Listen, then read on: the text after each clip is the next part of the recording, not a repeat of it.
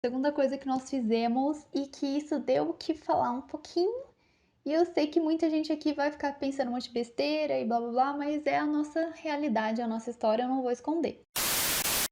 No vídeo de hoje eu vou contar pra vocês detalhes sobre o meu relacionamento e do Bruno que eu nunca revelei aqui no canal. É isso mesmo, gente. Hoje eu vou contar pra vocês 3 coisas que nós fizemos e que talvez vocês fiquem assim.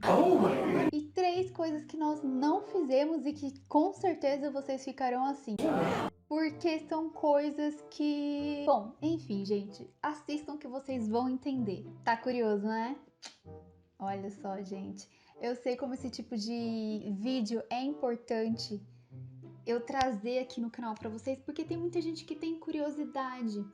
E como muitos se inspiram na minha história, essa história, né, minha e do Bruno, então eu acho muito importante trazer esse tipo de conteúdo para que vocês vejam como que é a realidade dos fatos, que nem sempre a história que Deus tem para você vai ser aquela coisa florida, aquela coisa linda, que é completamente dentro dos padrões que a gente vê, que a gente ouve no meio evangélico, que tem que ser assim, e tal. Eu mesma, no meu tempo de solteira, eu criei muitas expectativas e eu idealizei uma história que não aconteceu na minha vida. E quando eu conheci o Bruno, eu tive muita dificuldade com isso, porque eu pensei, poxa, mas não é assim que tem que ser? Tá sendo diferente, eu não tô vivendo isso. Eu achava que eu tinha que viver. Mas por quê? Por conta de doutrina dos homens, por conta do que os líderes da igreja dizem que tem que ser, como tem que ser. Eu não tô criticando igrejas nem líderes, mas uma coisa que a gente tem que entender é que se você tá como membro em uma igreja, você precisa respeitar a sua liderança, porque ela é autoridade sobre a sua vida. Então, é importante você respeitar. Se você não concorda, o correto é você ou se submeter, né, a essa liderança e pedir para Deus mudar o seu pensamento, a sua mente e tal, para que você possa agir em concordância com essa liderança, com a maneira como essa igreja prega que tem que ser, ou você mudar de igreja e ir para uma igreja onde os pensamentos seus e da igreja batam, entendeu? Os seus princípios com o da igreja. Na minha antiga igreja,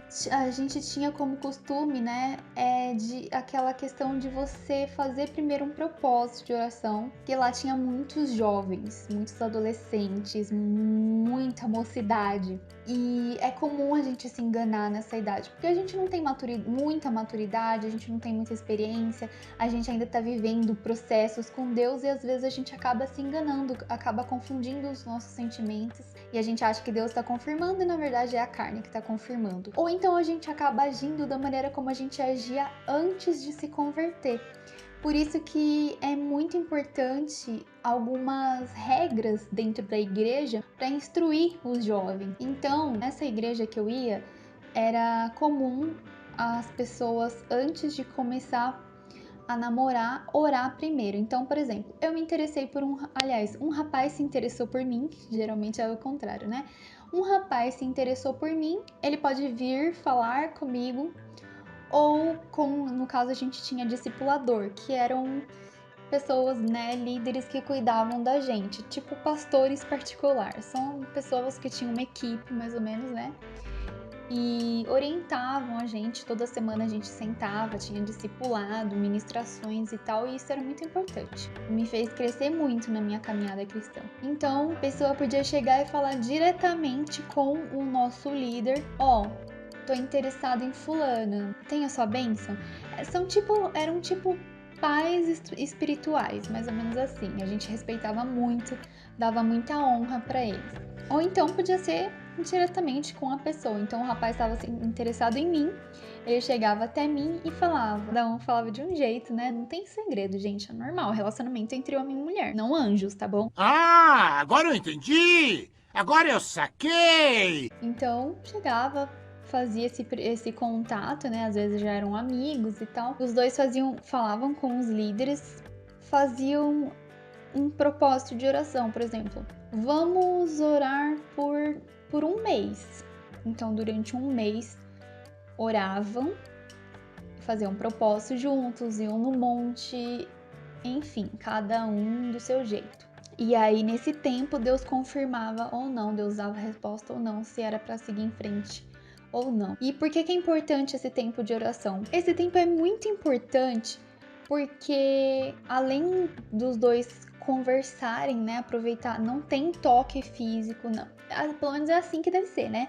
Não tem contato físico, não tem que ter, porque o mais importante é a oração e a conversa. Os dois precisam se conhecer. Então, vocês vão conversando nesse tempo, orando, compartilhando a palavra, estudando juntos, buscando a Deus juntos, não como um casal, mas como dois amigos que estão se conhecendo. Importante dizer isso, porque vocês assumem um compromisso de orar, mas não quer dizer que vocês vão ficar juntos. Então é importante não agir como um casal nesse momento, e sim como parceiros, amigos e irmãos em Cristo. E aí, durante esse tempo de oração, de conversa, de busca da palavra e tal, Deus sempre confirma, né? Deus se mostra mostra a vontade dele através de situações, então de repente Deus tira, se não for da vontade de Deus, Deus tira o sentimento de um ou dois, Deus tira o sentimento dos dois, ou de repente os dois começam a ficar incomodados de estar orando juntos e começam a se sentir carregados, então isso já é um não de Deus, é Deus dizendo que não tá nesse relacionamento, nesse possível relacionamento. Ou então os dois começam a sentir muita paz, o sentimento um pelo outro aumenta, muita coisa vai acontecendo no dia a dia que vai confirmando ou não a escolha dessas duas pessoas. Então por isso é muito importante esse propósito de oração. Mas isso é de igreja para igreja e de pessoa para pessoa. Você não é obrigado a fazer isso. E aí que entra, né, o primeiro ponto do que eu e o Bruno não fizemos quando a gente se conheceu, que a gente não fez propósito de oração, nós não oramos juntos, porque o Bruno veio da Assembleia de Deus de Belém, e ele não é tão espiritual quanto eu era. Eu ainda continuo sendo espiritual mais que ele, mas também não sou tanto quanto eu era muito mais espiritual, mas muito mesmo. Bem exagerada, excesso. E hoje eu sou mais equilibrada, porque quando a gente casa, a gente vai se moldando um ao outro e vai achando um equilíbrio, né? Então nós não fizemos propósito de oração. No meu caso, quando eu conheci o Bruno, eu estava na congregação, eu já não estava mais nessa outra igreja, então eu não tinha mais essa obrigação de orar. Obrigação não, eles não colocavam isso como uma imposição, mas era muito importante que fosse assim. Não tinha mais líder assim acima de mim, fui deixando as coisas acontecerem, só buscando a Deus, a direção de Deus, e o Bruno também. Então nós não oramos, não fizemos propósito de oração. Eu até tinha, quando eu era solteira, eu fiz um papelzinho, sabe, um cartãozinho escrito assim: essa é a sua resposta. E eu deixava na minha Bíblia, porque eu queria entregar para o meu futuro esposo quando ele pedisse para orar comigo.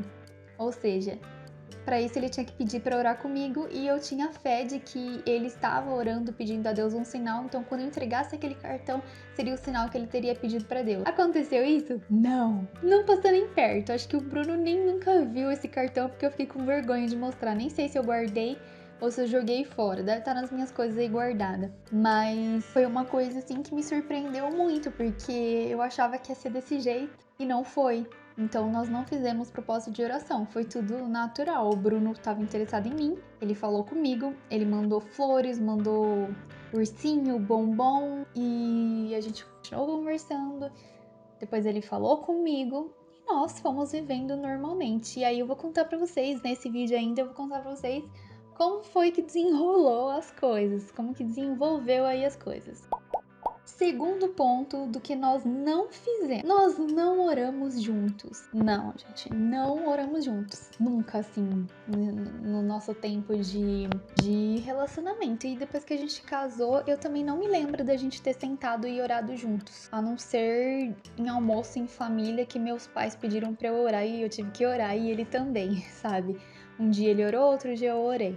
Acho que foram as únicas vezes, mas a gente sentar juntos e orar, não.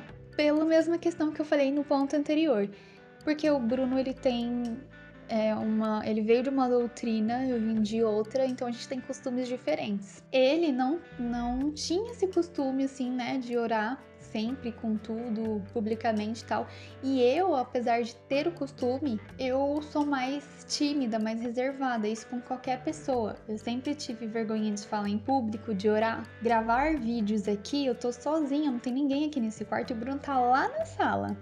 Se ele vier aqui, eu vou parar de falar, vou ficar com vergonha. Mas gente, é a personalidade de cada um. Eu creio que um dia a gente vai mudar, mas tudo pra melhorar, né, a nossa vida, pra ser exemplo e tudo mais. Mas assim, tanto eu quanto ele não tinha esse costume, né? A gente é mais tímido, mais reservado, então a gente nunca teve essa iniciativa de orar juntos. Agora com a Alana é diferente, porque eu quero passar isso pra ela.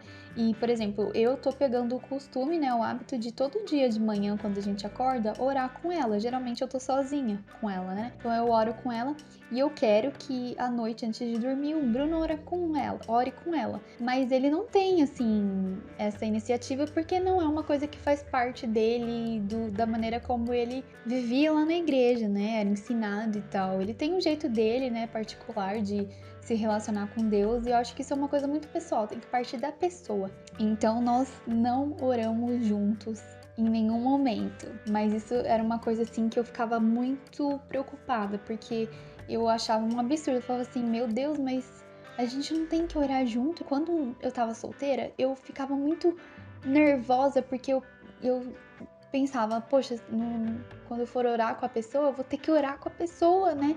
E eu vou ficar com vergonha, porque eu tenho vergonha de orar assim, na frente dos outros, em voz alta. Então, eu ficava muito preocupada, isso é uma coisa que me preocupava muito. Mas quando eu conheci o Bruno, não, foi uma preocupação a menos, porque eu não tive que lidar com isso. Então, assim, Deus cuida de tudo. E a gente tem que parar com essa mania de padronizar os relacionamentos. Não tem que ser assim, tem que ser da maneira como você e a pessoa que você tá juntos se sentem bem e se sentem em paz com Deus, porque Deus tem que ser o centro do relacionamento de vocês. Isso é o mais importante. Terceiro ponto, esse eu acho que vocês vão ficar. Não pedimos a bênção para os nossos pastores e líderes. Não, gente, não, porque na igreja que o Bruno frequentava, eles não tinham, né, essa proximidade com o pastor. É a maneira como a igreja é, né? Funciona. Não tinha essa proximidade do pastor estar perto e tal, querer saber da sua vida. Era diferente, assim. E eu, como estava na congregação, eu também não tinha pastores assim acima de mim. E eu não estava frequentando uma congregação específica, porque na congregação tem aquele negócio assim, tem uma igreja, um templo, né, que você frequenta toda semana, que eles chamam de comum, é onde eles comunham, onde eles fazem a comunhão com Deus. Então vamos agora para a parte mais interessante e que talvez alguns de vocês vão ficar assim chocados, né, com coisas que nós fizemos e que talvez sejam consideradas coisas erradas de cristãos fazerem um namoro cristão, num relacionamento cristão. Mas antes de falar sobre essas coisas, eu quero dizer o seguinte: relacionamento cristão, o propósito deve ser caminhar com o objetivo de construir uma família. Esse é o propósito do relacionamento cristão. E o que importa dentro de tudo isso é que um aproxime o outro de Deus, não afasta o outro de Deus. Isso é muito importante. De resto, é questão de doutrina, é questão de costumes, sabe? O mais importante é que vocês tenham um relacionamento individual com Deus, que Deus confirme tudo no coração de vocês dois, porque vocês serão uma só carne. Então, que Deus confirmar para um, Deus tem que confirmar para o outro, em coisas assim que são extremamente importantes e decisivas. Não tem uma fórmula. Primeiro você tem que orar, você só pode beijar depois de 2 meses, não pode tocar na mão. Gente, não existe isso. Deus, ele tem o propósito de relacionamento. E se você quer um relacionamento amoroso, você vai ter que agir dessa forma. Você vai ter que tratar a pessoa de uma maneira diferente das outras, porque não é só seu amigo. Aquela pessoa tem que ser amigo, irmão, companheiro, parceiro, amante, tudo, entendeu? Então, se você quer ter um relacionamento com a pessoa, é importante que tenha carinho, toque físico, beijo, abraço, a não ser que Deus direcione vocês a fazerem corte, que é um relacionamento, né, um compromisso onde não tem toque físico, não tem esse envolvimento emocional no sentido de esse relacionamento romântico, sabe? De beijo, abraço, enfim, vai de cada um. Mas se não for corte, então tem que ter esse tipo de relacionamento entre homem e mulher, porque vocês são seres humanos e vocês vão casar com uma pessoa que vocês têm que gostar de estar junto. Então é importante ter esses momentos para ver se vocês vão se dar bem. Mas lógico, tudo com sabedoria e desde que aquilo não leve vocês a pecar ou não vá tentar vocês. Se um beijo, por exemplo, deixa vocês mais perto da tentação, é mais difícil de vocês se segurarem, então deixa o beijo de lado, não tem que se beijar. Ou então se beija com pessoas perto. Tem que fazer tudo de uma maneira que vocês não pequem, que vocês passem longe do pecado. Tem pessoas que começam a namorar e aí reclamam, né, que nossa, tá muito difícil porque tá pegando fogo, sabe? Tá esquentando demais, eu não sei o que fazer. Evita esses momentos, gente. É simples, eu sei que na prática é muito difícil, mas se vocês tomarem medidas simples, como ficar sempre perto de outras pessoas, não ficar em lugares escuros, sozinhos e tal, essas coisas vão ser evitadas, esses problemas serão evitados, então será mais fácil ter santidade. Ok? Mas cada um sabe onde é o seu limite, cada um sabe das suas fraquezas e não adianta impor a mesma coisa para todo mundo. Cada relacionamento é um relacionamento. Um relacionamento entre um casal de jovens de 20 anos é muito diferente de um relacionamento entre um casal que tem 50 anos, já foram casados, têm filhos e tudo mais. É muito mais difícil. Então, assim, são coisas que a gente tem que parar e olhar cada caso individualmente.